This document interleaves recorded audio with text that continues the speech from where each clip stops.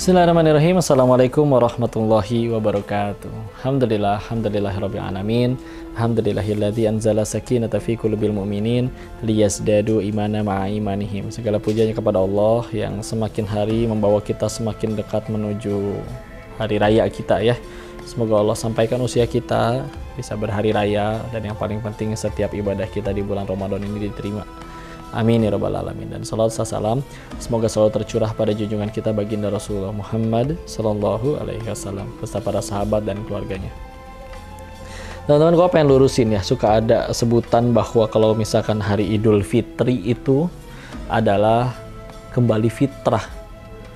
Jadi kayak seolah suci lagi dari dosa.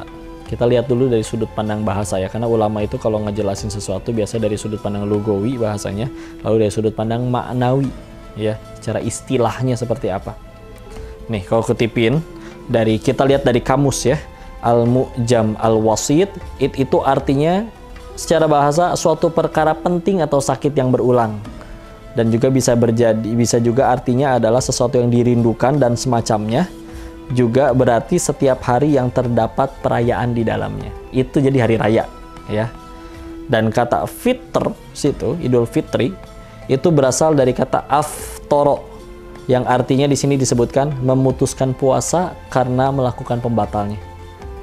Karena kata iftar jama'i ya, buka puasa bersama. Jadi asal katanya Idul Fitri dari kata aftoro, berbuka sebetulnya. Sedangkan kalau kita bicara kembali ke fitrah, kan itu ro, ada haknya lagi, ada tamar butohnya lagi. Sedangkan kalau yang fitr itu nggak ada hak lagi di belakang, nggak ada tamar butohnya lagi. Jadi secara bahasa bukan jadi hari raya di mana kita kembali kepada fitrah, tapi memang hari itu kita berbuka, udah nggak bisa puasa lagi, sudah waktunya untuk kita berbuka secara bahasa. Walaupun ada ucapan dari, misalkan di sini dijelaskan dari Imam Ibnu Rajab Al-Hambali dalam kitab Lataif Al-Ma'arif, bahwa memang beliau menyebutkan yang artinya hari ini suatu kaum telah kembali dalam keadaan sebagaimana ibu mereka melahirkan mereka. Namun di bawahnya diberikan penjelasan bahwa maksudnya apa itu sampai kembali seperti dilahirkan ibu mereka. Tetap menjelaskan bahwa karena memang sepanjang bulan Ramadan itu ampunannya luas banget.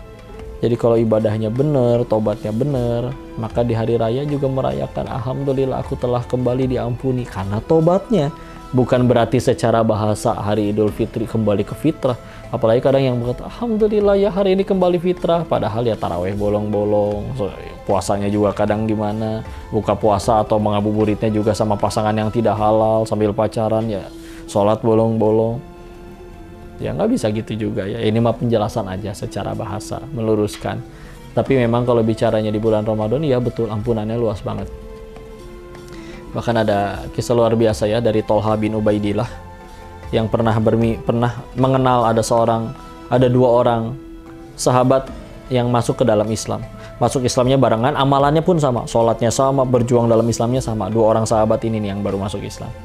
Suatu ketika salah satunya meninggal di medan perang, penuh luka, syahid, Masya Allah. Sahabat yang satunya umurnya lebih panjang 1 tahun dan meninggalnya di kasur hangatnya empuk. Suatu ketika Tolha bin Ubaidillah bermimpi sedang berada, lagi tidur lalu bermimpi sedang berada di hadapan pintu surga. Nah dari dalam surga memanggil orang-orang yang boleh masuk ke dalamnya. Ternyata yang dipanggil lebih dahulu malah sahabat yang hidupnya setahun lebih lama yang tidur di kasur hangatnya meninggalnya. Baru selanjutnya yang tadi yang wafat di medan perang. Padahal kan ibadahnya sama dan yang lain-lain. Sampai bingung loh, kok bukannya syahid yang wafat di medan perang, kok bisa-bisanya kesusul? Maka ketika bangun, tanya dong ke Nabi, datengin Rasulullah, lalu terus ditanya. Dan ternyata Rasulullah membenarkan kisah itu. Dan diberikan alasannya, jawabannya adalah karena bukankah engkau ingat satu sahabat yang hidup setahun lebih lama, karena hidup setahun lebih lama ia sempat bertemu dengan bulan Ramadan dan beribadah di dalamnya. Sehingga Masya Allah, lihat ya teman-teman, yang satu masuk Islam terus gak sempat ketemu Ramadan, meninggal duluan, syahid padahal. Yang satu lagi di kasur hangatnya, tapi karena ketemu bulan Ramadan dan beribadah di dalamnya, lihat, itu sanggup membuat dia nyusul ke surganya daripada yang mati syahid. Kadang kalau kita pengen pikir, ya Allah, Sanggup kita gitu pengen ngejar hati syahid, kadang pegang senjata aja nggak berani, nggak bisa. Kadang mungkin kita nggak sanggup, nggak kuat untuk terluka-luka di medan perang. Tapi kalau ternyata apapun masa lalu kita, tahu-tahu udah nyampe bulan Ramadan, Allah sampaikan usia kita di bulan Ramadan, berarti kita sedang dikasih peluang untuk dapat pahala yang sangat besarnya, untuk bisa menyusul bahkan orang-orang yang gak sempat ketemu Ramadan meskipun mati syahid. Sedangkan kita tahu kan kalau ada syahid masuk surganya tanpa hisab. Kita kalau ngadepin hisab kita sendiri, aduh ya Allah.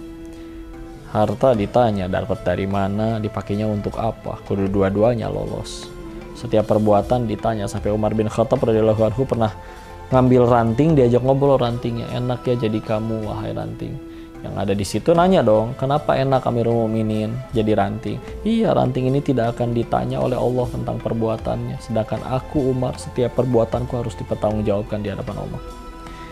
Bahkan beliau menambahkan, kalau sekiranya umat Muhammad Sallallahu Alaihi Wasallam seluruhnya masuk surga kecuali satu orang saja, maka aku yakin pasti aku orang yang gagal ke surga tersebut. Masa Umar yang ngomong kayak gitu? Manusia yang Nabi sebut kalau beliau bukan Nabi yang terakhir, harus ada Nabi lagi selain beliau, orangnya pasti Umar. Tapi bisa segitu nunduknya di hadapan Allah. Imam At-Tirmidzi wafat dalam keadaan buta karena di usia senjanya terlalu banyak menangis. Nangisin apa? Ternyata ia menangis karena takut bekalnya nggak cukup pulang ke hadapan Allah. Nggak cukupnya belah mana? Imam, ahli hadis, ahli Al-Quran, Masya Allah. Jangan tertipu oleh syaitan atau pandangan orang, kacamata orang kita gara-gara dianggap soleh, padahal Allah tahu diri kita yang asli. Jangan sibuk ngelihat diri kita pakai pandangan kacamata orang, tapi sibuk ngelihat diri kita, ngelihat kayak apa yang Allah tahu tentang diri kita. Mudah-mudahan dengan kejujuran ini membuat kita tambah bermotivasi untuk tambah dekat kepada Allah. Barakallahu fikum. Assalamualaikum warahmatullahi wabarakatuh.